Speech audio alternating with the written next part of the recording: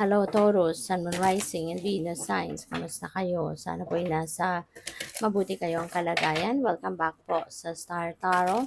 At kung bago kayo rito, welcome din po kayo. Please subscribe, like, share my videos, and leave me a comment kung nakaresonate po kayo.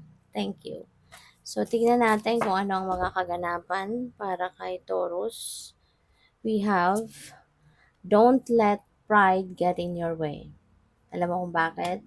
Yung pride katulad din yan ng anay, no, na sumisira ng bahay. Yung pride nakakasira din ng relationship, you know? Kasi kunyari sa magkarelasyon, 'di ba? Kung papairalin ninyo yung pride ninyo, imbes na magkaayos na, imbes na magkasundo na, kung ano man ang pinag-aawayan, ako mas lalo pang hahaba, you know, yung pinag-aawayan or yung tampuhan kasi pinapairal yung pride. Kumbaga nagpapataasan ng ihi, 'di ba? Gano'n. Kaya mas maganda, 'di ba, na lunukin na lang yung pride, isang tabi yung pride para na magkaayos na kasi life is short, 'di ba? Para isingit pa natin yung negativity. Napakaigsi ng buhay para pagtuunan pa natin ng pansin yung pride na ito, 'di ba? So imbes na mag-enjoy na kayo sa isa't isa, magtawanan na, magyakapan na, 'di ba? Maglabing-labing na, magkasundo na, 'di ba? Gumana ang pakiramdam. Kung papairalin yung pride, 'di ba? Mas lalong mabigat, 'di ba? Mabigat ang dibdib, mas kung ano pa tuloy yung may isip na hindi maganda, 'di ba? Makakagawa pa ng hindi mabuti, 'di ba? Kaya wag na natin, no, iwasan na natin na pairalin yung pride as much as possible. Kasi wala namang magandang naidudulot, 'di ba? Yung pride. Kaya ito yung sabi sa iyo, wag mong hayaan, 'di ba? Na maging barrier yung pride na 'yan sa inyong relationship, sa magandang pakikisama mo sa mga tao sa paligid mo. So, what else? We have you are good enough, Taurus. Okay? You are good enough. Kaya wag mong maliitin ang sarili mo. Do not play small. Okay? Always remember na pantay-pantay lang tayo dito sa mundo. Lahat tayo pinanganak na binigyan tayo ng kanya-kanyang talent, kanya-kanyang gift ng divine universe. We are all equipped, 'di ba? With talents and gifts na magagamit natin para ma-carry out natin yung mga mission natin sa buhay, ma-carry out natin yung mga dreams natin, ma-carry out natin yung purpose natin sa buhay. Kaya hindi po pwedeng sabihin mo sa sarili mo na you are not good enough. Kasi you are good enough. Lahat tayo. We are all, we all have what it takes to succeed. Okay? So, kanya-kanyang ano lang yan, kanya-kanyang timing lang, 'di ba? So, what else? We have don't let your past hold you back. Okay? Huwag mong hayaan, no, na kung ano man ang inyong nakaraan, yun pa yung pumigil sa'yo para umalagwa ka sa buhay. Huwag mong hayaan na kung ano ang nangyari sa'yo, mga experiences mo sa buhay mo, yung mga nakaraang panahon, yun ang pumigil sa'yo sa pag-angat. 'Di ba?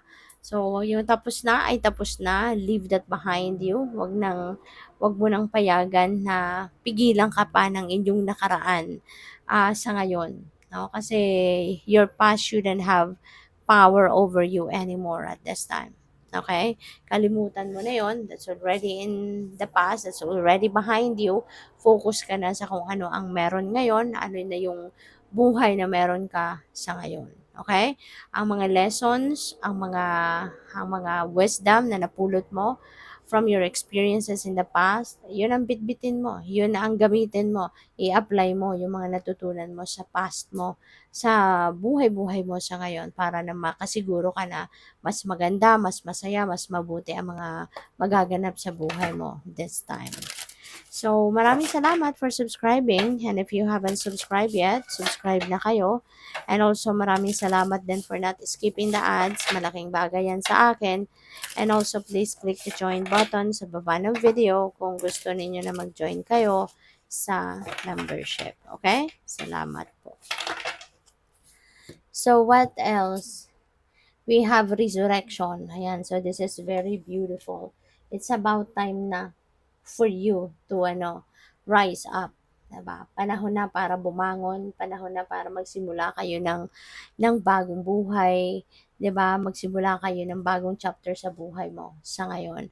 Kumbaga, give yourself an opportunity to rise above, no? Kung ano man ang mga pinagdaanan mo sa buhay in the past. Okay? Maaring may solusyon na yung mga problema mo sa ngayon, maaring meron ka ng mga maaaring may mga solusyon na, maaaring meron ka ng mga nahanap na way out, no, sa mga obstacles na pinagdadaanan mo sa buhay sa ngayon. So, we have listening. Ayan, dalawang bagay itong naiisip ko dito.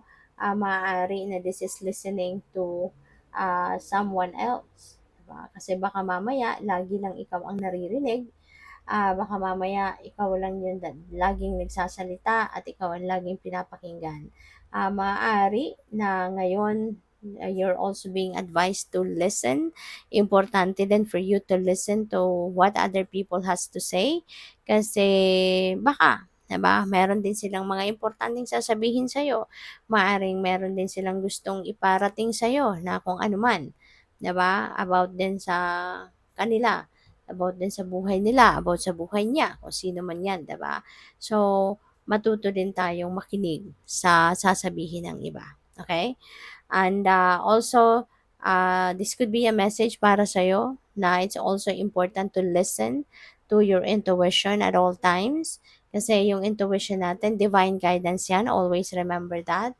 Na rather than, kunyari, may mga nagsusulsul sa'yo. Mayroong mga nagsasabi sa'yo na itong dapat mong gawin.